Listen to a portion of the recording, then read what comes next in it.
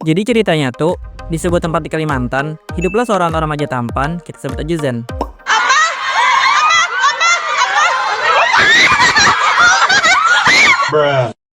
Nah, tapi biar gampangnya tuh kita panggil gua aja. Nah, jadi gua ini tuh di Kalimantan tinggalnya kayak di tengah hutan perkebunan sawit gitu, di tempat terpencil gitu lah pokoknya. Nah, tapi meskipun gua ini tuh tinggal di tengah hutan sawit gitu, gua tuh punya rumah yang gede, luas, mewah.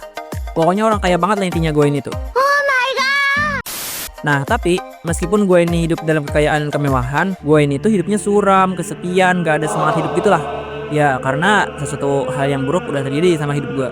Nah, jadi pada suatu hari, gue ini tuh berhasil menculik seorang cewek cantik, bocil.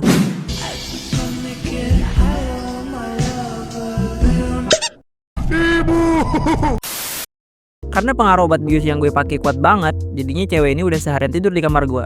Tapi selama cewek ini tuh tidur, gue setia nungguin dia. Nah, jadi singkat cerita lagi, si cewek ini kebangun. Aku di mana? Jadi ceritanya cewek ini tuh gue culik dari luar kota gitulah, luar Kalimantan pokoknya. Nama dia tuh Aisyah. Pas si Aisyah kebangun, dia otomatis kayak panik dan bingung gitu dong. Kenapa bisa ada di kamar gue dan berduaan sama gue? Tapi belum gue sempat ngomong apa-apa, dia udah ngamuk dan tantrum duluan. Ya pokoknya dia ngamuk-ngamuk lah minta dilepasin. Gue yang bingung harus ngapain, akhirnya mutusin buat meluk dia. Tapi pas gue meluk dia tadi, anehnya dia langsung diem. Nah, karena gue ngerasa dia udah tenang, gue lepasin kan pelukan gue tadi. Terus dia cuma diem ngeliatin gue. Bang, rambutnya model apa? Tenang ya, aku nggak bakalan apa-apain kamu kok. Kamu siapa? Dan kamu kenapa bawa aku ke sini? Kamu kenapa nyulik aku? Kamu mau perkosa aku ya? Atau jangan-jangan kamu mau jual ginjal aku ya? Nah, akhirnya gue mulai cerita alasan kenapa gue nyulik dia dan kenapa harus dia yang gue culik. Jadi, 1 tahun yang lalu tuh, gue kecelakaan mobil. Nah, waktu itu tuh, gue habis diputusin sama pacar gue karena dia milih selingkuh sama cowok lain dan dia hamil. Padahal gue kurang apa gitu. Gue ganteng, gue kaya raya, punya tambang, punya kebun sawit. Apa yang dia mau selalu gue turutin. Gue selalu ada buat dia, gue setia. Tapi pacar gue ini lebih milih cowok lain dan itu ngebuat gue sakit hati banget. Nah, karena waktu itu tuh gue galau brutal, akhirnya gue bawa mobil Lamborghini gue dengan kecepatan tinggi dan akhirnya gue kecelakaan. Mobil gue hancur dan gue koma selama 6 bulan. Nah, pas koma itu, gue inget kalau gue ada kayak di sebuah taman di kaki gunung dengan sungai-sungai gitu.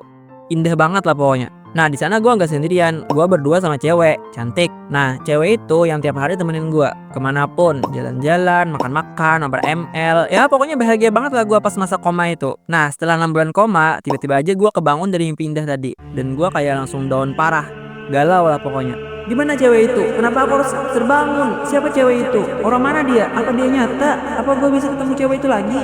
Nah, setelah sadar dari koma itu, hidup gue penuh dengan kehampaan, kesunyian, kegalauan. Setiap hari yang gue pikirin cuma cewek yang ada dalam mimpi gue pas koma itu.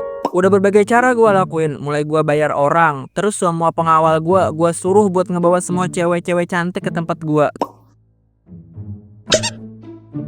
Tapi nggak ada satupun yang sama kayak di mimpi gue. Nah, sampai 6 bulan berjalan dan tidak ada perkembangan dari pencarian gue. Dan saat gue hampir putus asa dan memilih buat mati aja daripada gue harus sakit hati, tiba-tiba sebuah keajaiban datang.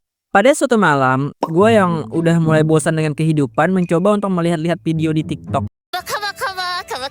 At your service. Let me be your sun to shine your day. Dan tanpa sengaja, cewek ini lewat. Ya, dia, cewek yang ada di mimpi gue. Gue menemukannya. Wah, gue malam itu seneng banget. Sampai-sampai semua pengawal dan pelayan yang ada di rumah gue yang jumlahnya 1000 orang itu, satu orang gue kasih 1 kilo emas. Nah, singkat cerita, gue dan tim berhasil melacak di mana lokasi cewek itu. Dan tanpa waktu lama, gue culik tuh cewek dan gue bawa ke Kalimantan sini.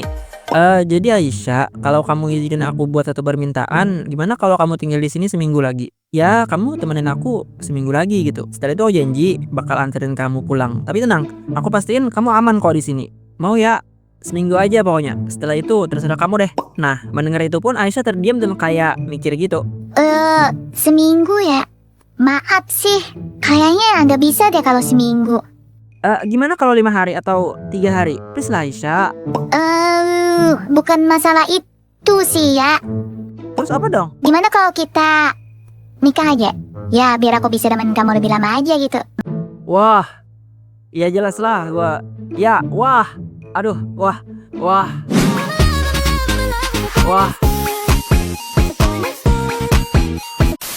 Ya jelas lah gue seneng banget dan gue pun setuju. Akhirnya kami nikah dan hidup bahagia.